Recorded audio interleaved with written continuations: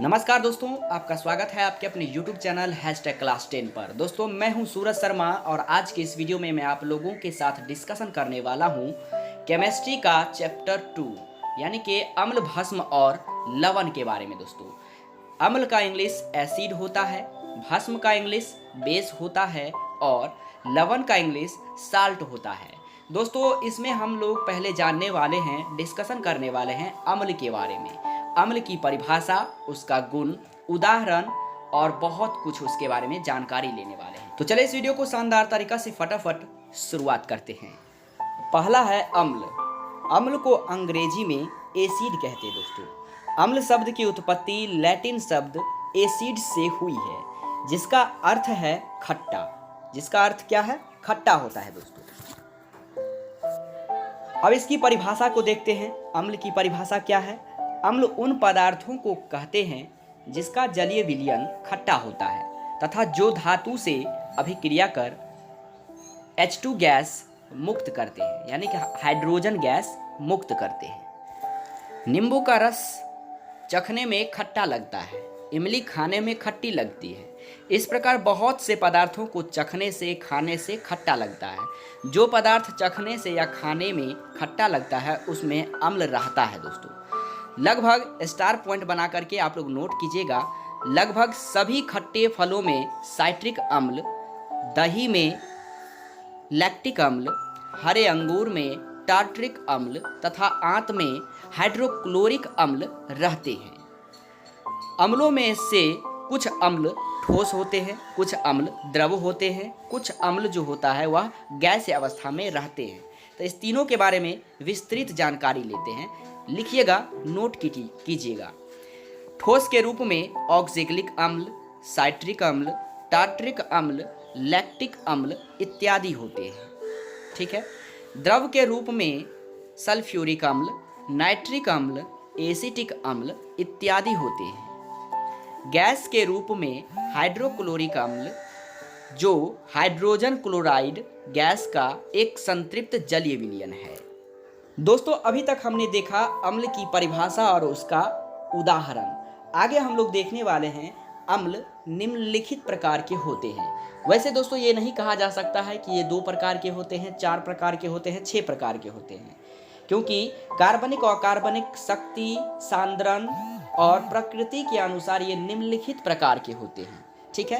इसलिए हम लोग कह सकते हैं कि अम्ल जो है वह निम्नलिखित प्रकार के होते हैं। पहला कैटेगरी में हम लोग पढ़ने वाले हैं कार्बनिक और अकार्बनिक अम्ल। ठीक है। दूसरा है प्रबल और दुर्बल अम्ल। तीसरा है सांद्र और तनु अम्ल और चौथा है ऑक्सी और हाइड्रा अम्ल।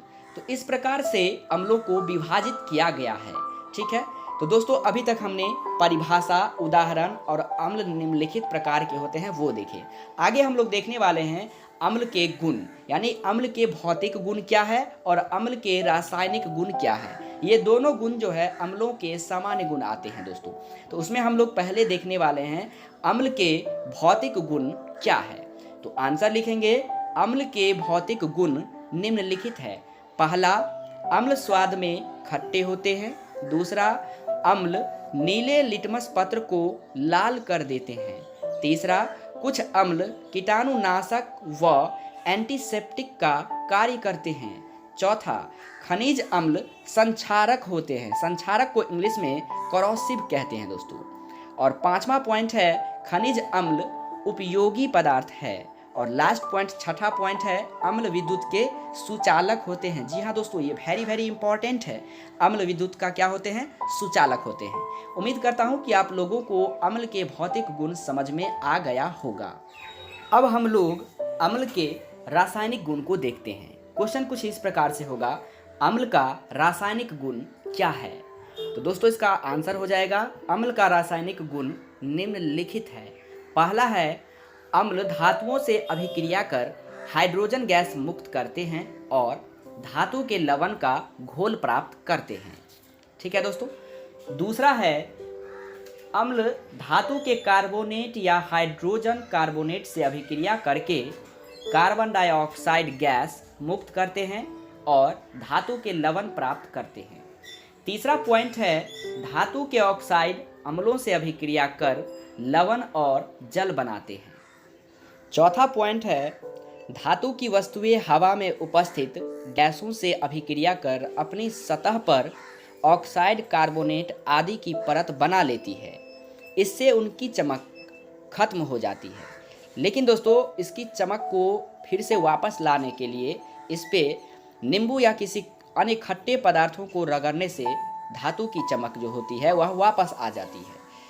यहाँ अक्सर पूछा जाता है कि यहाँ कौन सी अभिक्रिया होती है, कौन सी रासायनिक अभिक्रिया होती है। तो याद कीजिएगा, ध्यान दीजिएगा, यहाँ पे अम्ल और भस्म अभिक्रिया होती है, क्योंकि धातु पर जो है वह परत जो जमा लेती है, ऑक्साइड, कार्बोनेट आदि की जो परत जमा लेती है, उस पर वह भस्म हो जाता है। जब उस पर हम नींबू या खट्टे पदार्थ को रगड़ते हैं तो वह उनकी चमक जो है वह वापस आ जाती है। इस प्रकार यहाँ रासायनिक कौन सी अभिक्रिया होती है?